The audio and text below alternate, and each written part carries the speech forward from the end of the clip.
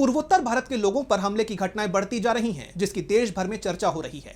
विपक्ष लगातार सुरक्षा व्यवस्था पर कई सवाल खड़े कर रहा है और अब विपक्ष के साथ साथ अरुणाचल प्रदेश से बीजेपी सांसद ने भी बढ़ते हमलों पर चिंता जाहिर की है। सांसद ने केंद्र सरकार पर नाराजगी जाहिर करते हुए कड़े कानून लाने की मांग की है। साथ ही ये मामला संसद में उठाने की भी बात कही है। तो क्या है पूरी खबर, जानेंगे इस रिपोर्ट में।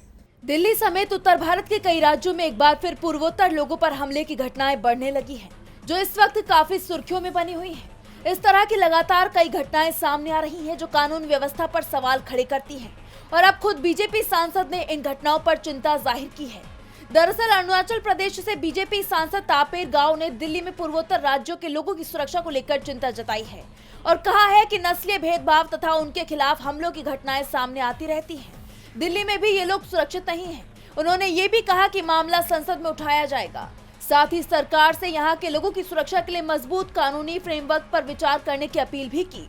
बीजेपी सांसद ने कहा, इस तरह की घटनाएं हर जगह बढ़ रही हैं, चाहे वो मुंबई हो, बेंगलुरु हो, हैदराबाद हो, दिल्ली हो या चंडीगढ़ हो।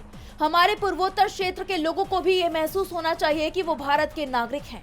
बता दें कि अरुणाचल प्रदेश की 3 महिलाओं के साथ साउथ दिल्ली में कथित तौर पर गलत व्यवहार किया गया, जिसके कुछ दिनों बाद बीजेपी सांसद का बयान सामने आया है। उन्होंने कहा कि ऐसी घटनाओं से बहुत ही नेगेटिव मैसेज जा रहा है, इसलिए मैं चाहूंगा कि केंद्र सरकार देश में एक कानून prevention of atrocities against north east citizens act लाए और उसे लागू भी करे।